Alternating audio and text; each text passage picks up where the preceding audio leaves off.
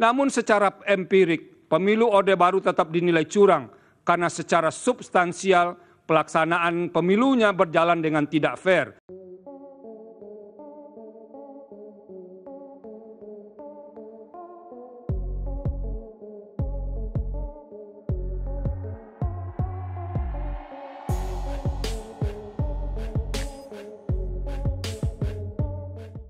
Berdasarkan kerangka teori sebagaimana diulas di atas, maka konsep pemilu jujur dan adil yang dikehendaki Undang-Undang Dasar 1945 dapat dibagi menjadi dua, yaitu pemilu jujur dan adil secara prosedural, serta pemilu jujur dan adil secara substansial.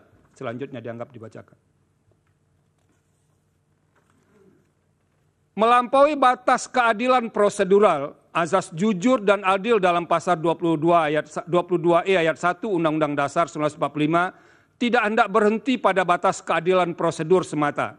Jujur dan adil dalam norma konstitusi tersebut menghendaki sebuah keadilan substantif. Bila mana hanya sebatas keadilan prosedural, azas pemilu jujur dan adil dalam Undang-Undang Dasar 1945 tersebut tidak akan pernah hadir.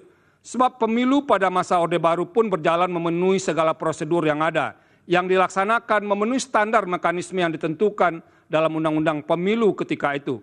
Namun secara empirik, pemilu Orde Baru tetap dinilai curang karena secara substansial pelaksanaan pemilunya berjalan dengan tidak fair, baik karena faktor pemihakan pemerintah pada salah satu kontestan pemilu maupun karena faktor praktek penyelenggaraan pemilu yang tidak memberi ruang kontestasi yang adil bagi semua kontestan pemilu.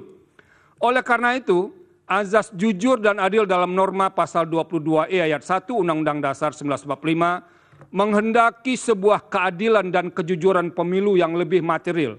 Jujur dan adil yang dikehendaki bukan hanya sekadar sikap patuh pada aturan, melainkan sikap tidak berlaku curang, tidak berbohong, dan tidak memanipulasi atau memanfaatkan celah hukum atau kelemahan aturan hukum yang ada untuk melakukan tindakan yang secara esensial merupakan praktek curam dalam sebuah kontestasi.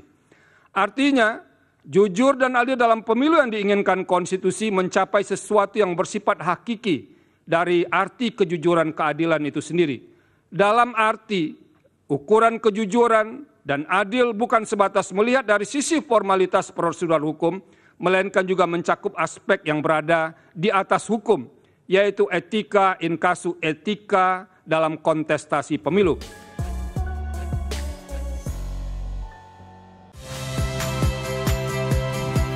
Saya Cynthia Rompas. Saksikan program-program Kompas TV melalui siaran digital, pay TV, dan media streaming lainnya. Kompas TV, independen, terpercaya.